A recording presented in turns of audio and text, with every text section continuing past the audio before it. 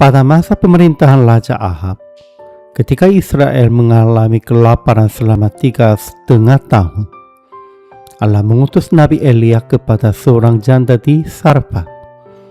Perempuan itu bukan orang kaya. Ia hanyalah seorang ibu miskin yang tinggal bersama anaknya.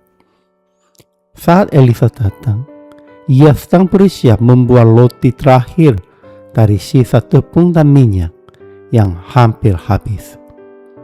Setelah itu, ia dan anaknya berencana memakannya dan menunggu kematian. Namun Elia meminta agar perempuan itu terlebih dahulu membuahkan roti baginya. Dengan iman, janda itu melakukan apa yang diminta. Ia membuat roti dari sisa tepung dan minyak itu dan memberikannya kepada Elia. Sejak saat itu, tepung dalam tempayan dan minyak dalam buli-buli tidak habis sampai masa kelaparan terakhir. Kisah ini menunjukkan bahwa ketika Allah meminta sesuatu melalui hambanya, ia tidak bermaksud mengambil, melainkan memberkati orang yang taat kepadanya. Ketika tiba hari untuk menyembelih domba Paskah, pada hari raya roti tidak berlagi, para murid bertanya kepada Yesus di mana mereka harus menyiapkan perjamuan Paskah.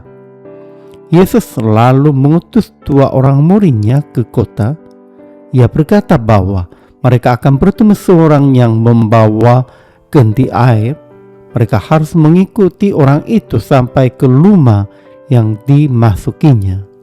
Lalu berkata kepada pemilik rumah bahwa Guru bertanya di mana ruang tamu tempat ia dapat makan Paskah bersama murid-muridnya.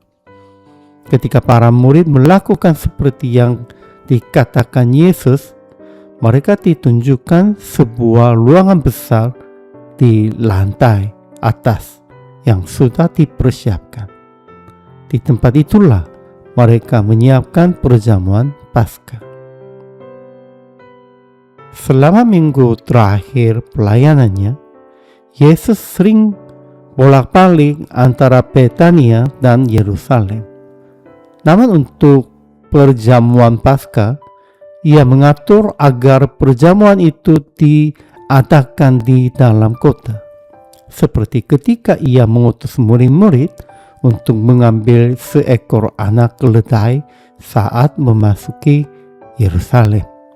Demikian pula, kali ini ia mengutus mereka untuk menyiapkan tempat perjamuan melalui orang yang akan mereka temui di jalan. Sebagian orang menganggap bahwa Yesus telah membuat pengaturan sebelumnya, tetapi Injil tidak menegaskannya secara jelas.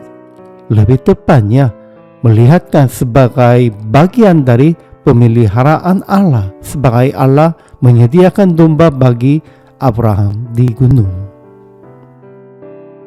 Kemanapun Yesus pergi, ia masuk ke rumah orang-orang yang menerimanya dan memberkati mereka. Ketika mengutus murid-muridnya, ia bahkan memerintahkan mereka untuk tidak membawa banyak perlengkapan, melainkan masuk ke rumah yang menyambut mereka dan tinggal di sana. Rumah yang menerima mereka menjadi tempat di mana berkat Allah dinyatakan. Mereka yang membuka rumah dan hati mereka kepada utusan Tuhan justru menerima anugerah yang telah dipersiapkan Allah bagi mereka. Karena itu, dalam pelayanan kepada Tuhan, kita tidak perlu merasa terbebani ketika diminta melakukan sesuatu bagi pekerjaannya. Jika Tuhan menggerakkan seorang untuk meminta pertolongan kita, seringkali itu adalah kesempatan bagi kita untuk turut mengambil bagian dalam berkat yang telah Ia sediakan. Demikian pula ketika kita diminta untuk melayani atau memberi diri, janganlah langsung menolak karena merasa berat. melainkan terimalah dengan hati yang terbuka sebagai kesempatan untuk ikut serta dalam karya Tuhan.